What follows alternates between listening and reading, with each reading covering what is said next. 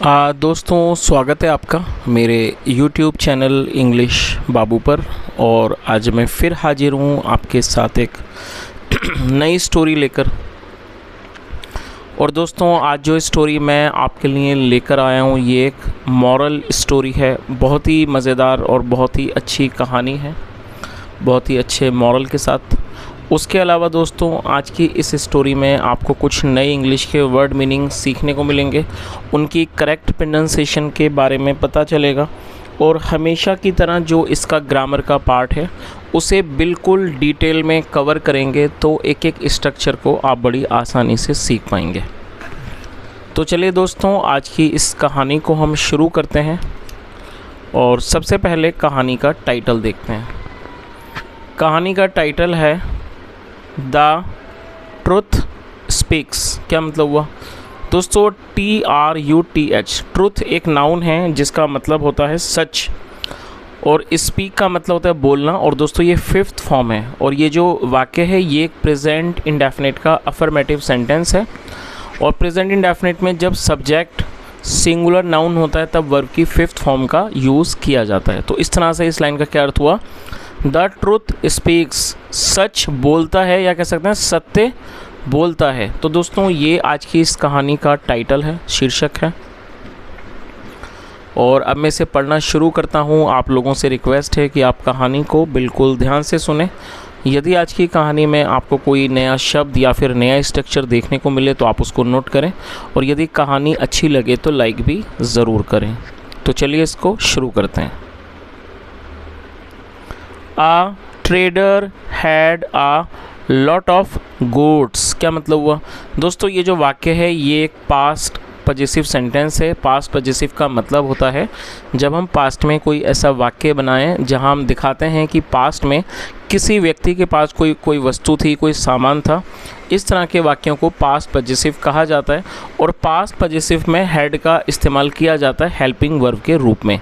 गोट का मतलब होता है बकरी, और ये गोट्स हैं, बकरियां, ये प्लूरल नाउन है। तो क्या अर्थ हुआ? अ ट्रेडर, ट्रेडर का अर्थ होता है व्यापारी। A trader had a lot of goats.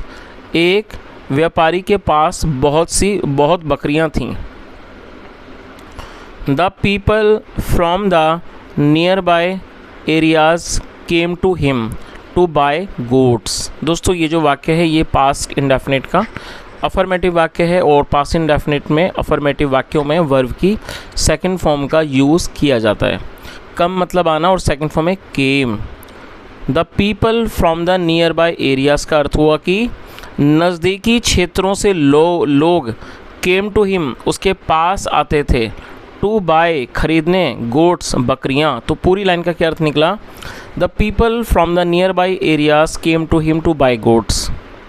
नज़दीकी जगहों से, या कह सकते हैं नज़दीकी क्षेत्रों से लोग उसके पास आते थे बकरियां खरीदने के लिए। और दोस्तों इस वाक्य के बारे में यदि बात की जाए तो ये जो सेंटेंस है इसमें दो वर्ब का इस्तेमाल किया गया है। तो जैसा आप देख सकते हैं, तो जब आप कोई भी दो वर्ब का वाक्य बनाएंगे और जब आप पहली वर्ब का इस्तेमाल करेंगे और जब आप दूसरी वर्ब लगाएंगे, तो दूसरी वर्ब लगाने से पहले हमें टू का यूज़ करना है कंजक्शन के रूप में। और टू के बाद जब आप दूसरी बार वर्ब का प्रयोग करेंगे तो टू के बाद हमेशा ही वर्ब की फर्स्ट फॉर्म लगाई जाती है। चलिए आगे देखिए। The goat business had made him very rich. दोस्तों ये जो वाक्य है ये पास्ट परफेक्ट का सेंटेंस है। पास्ट परफेक्ट मतलब पास्ट में किसी क्रिया का पूरा होना, पाया जाना। चुका था, चुकी थी, आया था, गया था, लिया था, दिया था, इस तरह के जो भी वाक्य हैं वो पास्ट परफेक्ट के कहलाते हैं। पास्ट परफेक्ट में हैड का यूज़ किया जाता है हेल्पिंग वर्ब के रूप में, साथ में वर्ब की थर्ड फॉर्म लगाई जाती है। MEKE मेक मतलब होता है बनाना, और ये थर्ड फॉर्म है। The goat business, goat business का मतलब हुआ कि बकरी का व्यापार। Had made him very rich, बकरी के व्यापार ने उसे बहुत अमीर बना दिया था। He had employed a shepherd to look after his goats. क्या अर्थ हुआ? He had employed a shepherd. दोस्तों ये भी पास्ट परफेक्ट का सेंटेंस है, ऑलरेडी इसके बारे में मैंने आपको बताया। पास्ट परफेक्ट में हेड के साथ थर्ड फॉर्म लगाई जाती है। EMPLOY, एम्प्लॉय का अर्थ होता है किसी व्यक्ति को काम पर रखना, हायर करना, मतलब किसी को कोई काम पर रखना। और थर्ड फॉर्म है एम्प्लॉयड। और दोस्तों शेफर्ड का मतलब होता है चरवाहा। ऐसा व्यक्ति जो पशु चराता है, जानवरों को चराता है, उसे चरवाहा कहा जाता है और इसको गडरिया भी कहा जाता है। तो आप इसे भी नोट कर लीजिए, शेफर्ड का मतलब होता है चरवाहा या फिर गडरिया। ऐसा व्यक्ति जो जानवरों को, पशुओं को चराने के लिए ले जाता है, जो इस काम को करता है। तो क्या अर्थ हुआ? He had employed a shepherd, उसने एक चरवाहे को काम पर रखा हुआ था। टू लुक आफ्टर मतलब देखभाल के लिए, हिज गोट्स, अपनी बकरी की। तो पूरी लाइन का क्या अर्थ निकला? He had employed a shepherd to look after his goats, उसने अपने बकरियों की देखभाल के लिए एक चरवाहे को काम पर रखा हुआ था। He would take them out to pasture every morning and return in the evening and shunt them in the yard. क्या अर्थ हुआ? He would take them. दोस्तों ये पूरा ही ये बड़ा सेंटेंस है, तो इसे मैं थोड़ा थोड़ा करके ट्रांसलेट करूँगा एक एक स्ट्रक्चर को समझाते हुए। दोस्तों यहाँ वुड का यूज़ किया गया। देखिए वुड का इस्तेमाल फ्यूचर में भी किया जाता है, पास्ट में भी किया जाता है। और जब हम कोई पास्ट में ऐसी कोई भी कहानी बताते हैं जहाँ ये दिखाते हैं कि पास्ट में कोई व्यक्ति किसी काम को बराबर करता था, तो ऐसे वाक्यों में यूज़ टू का या फिर वुड का यूज़ किया जाता है। तो यहाँ पर पास्ट के ही इसलिए इसका इस्तेमाल किया गया है। टेक मतलब होता है ले जाना, और जो दोस्तों दैम है ये बकरियों के लिए यूज़ किया गया है, ये एक ऑब्जेक्ट है। तो क्या अर्थ हुआ? He would take them out, वह उन्हें बाहर ले जाता। टू पेस्चर का मतलब होता हरी घास का मैदान, हरी घास के मैदान ले जाता। एवरी मॉर्निंग, हर सुबह। And return in the evening, और शाम को लौट आता। एंड शंट दैम, शंट मतलब बंद करना, और उनको बंद कर देता इन द यार्ड, एक यार्ड में उनको बंद कर देता। तो इस तरह से पूरी लाइन का क्या अर्थ निकला? वह उन्हें हरी घास के जो मैदान थे वहाँ वो उनको रोज़ सुबह ले जाता और शाम को लौटता। And shunt them in the yard, और उनको यार्ड में बंद कर देता। आगे देखिए। One evening the shepherd herded the goats together to bring them home. क्या अर्थ हुआ? वन इवनिंग का मतलब हुआ कि एक शाम। The shepherd herded the goats.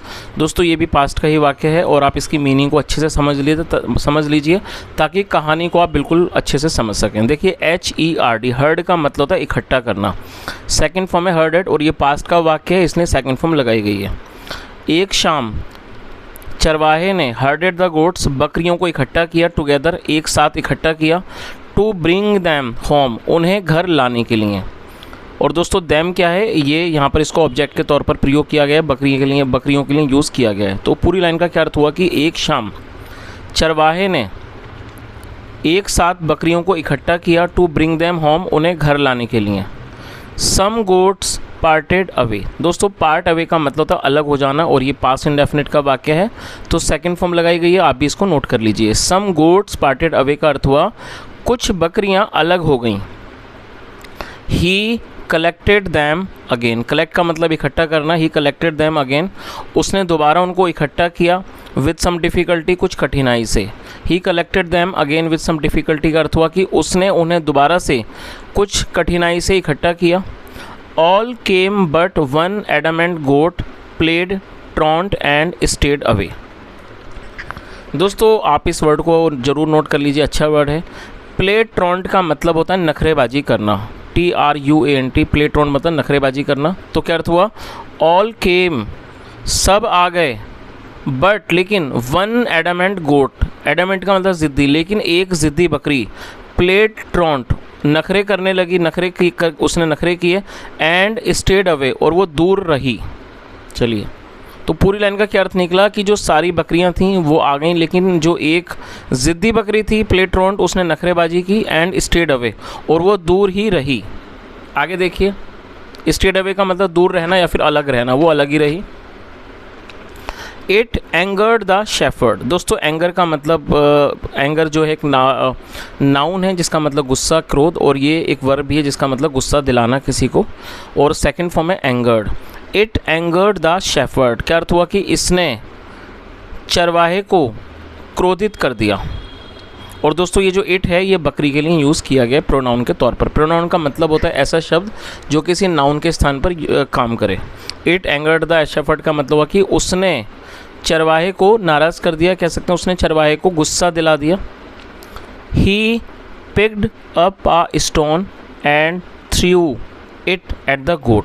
दोस्तों पिक मतलब होता है उठाना और ये सेकंड फॉर्म है picked. He picked up a stone, stone मतलब पत्थर, उसने एक पत्थर उठाया, एंड थ्रो मतलब फेंकना और ये सेकंड फॉर्म है, एंड थ्रू और फेंक दिया उसे एट द गोट बकरी पर। तो पूरी लाइन का क्या अर्थ निकला, he picked up a stone and threw it at the goat, उसने एक पत्थर उठाया और उसे बकरी पर फेंक दिया। The stone hit the horn of the goat. दोस्तों HORN हॉर्न का मतलब होता है, एक तो हॉर्न वो होता है जो गाड़ियों में लगा होता है, दूसरा हॉर्न होता है सींग, जो सींग होता है उसको भी हॉर्न कहा जाता है। हिट मतलब लगना।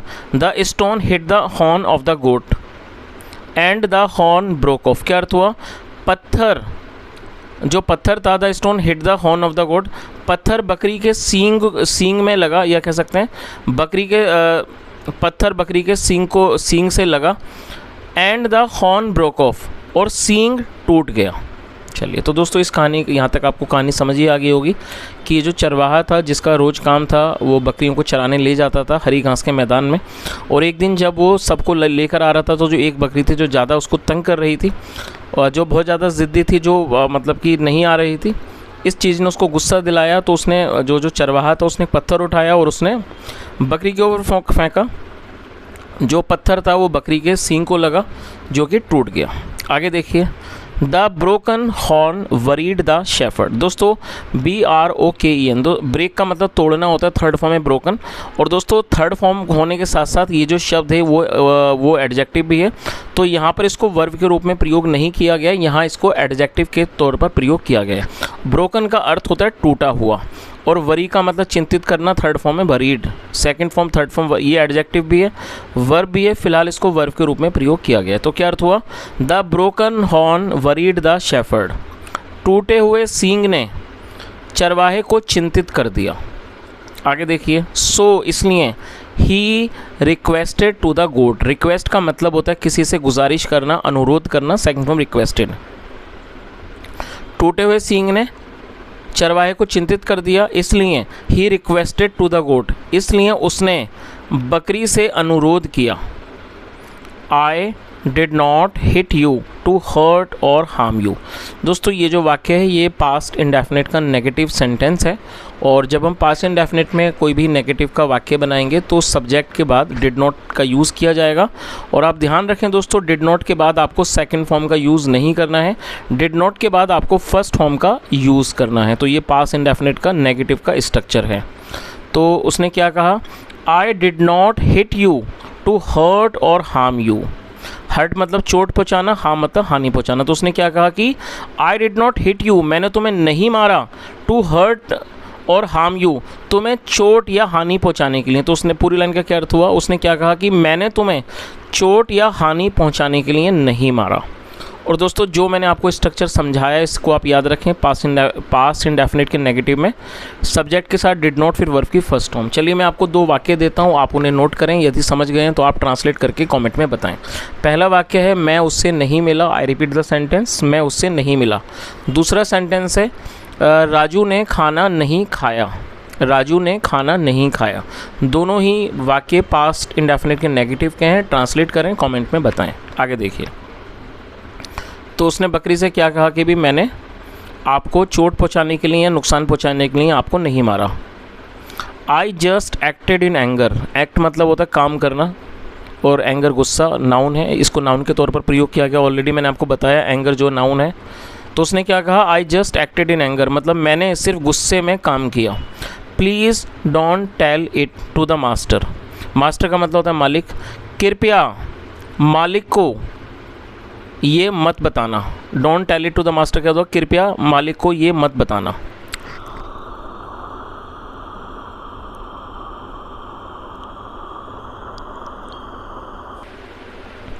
The aggrieved goat spoke. दोस्तों इसे आप नोट कर लें ज़रूर, काम का वर्ड है, एडजेक्टिव है, AGGRIEVED। दोस्तों अग्रीव्ड का मतलब होता है पीड़ित, जिस व्यक्ति के साथ जो घटना घटी उसको अग्रीव्ड कहा जाता है। The aggrieved goat spoke, speak बोलना, सेकंड स्पोक। पीड़ित बकरी बोली, यू फूल मूर्ख, even if I take pity on you. दोस्तों पहले आप इस वर्ड को नोट कर लीजिए, टेक पिटी का मतलब दया करना। तो जो पीड़ित बकरी थी वो उसने कहा मूर्ख, even if I take pity on you, अगर मैं तुम पर तरस भी खाऊं या फिर मैं तुम पर दया भी करूं, एंड कीप क्वाइट, और खामोश रहूं, the broken horn will tell the story, टूटा हुआ सींग कहानी सुना देगा। चलिए, बकरी ने बिल्कुल सही बात बोली कि यदि बकरी ना भी बताए अपने मालिक को कि मेरा सींग तोड़ा गया है, लेकिन जो टूटा हुआ सींग है वो कहानी पूरी बता देगा। चलिए दोस्तों, जल्दी से कहानी का जो मॉरल है देख लेते हैं, क्या इस कहानी का मॉरल है।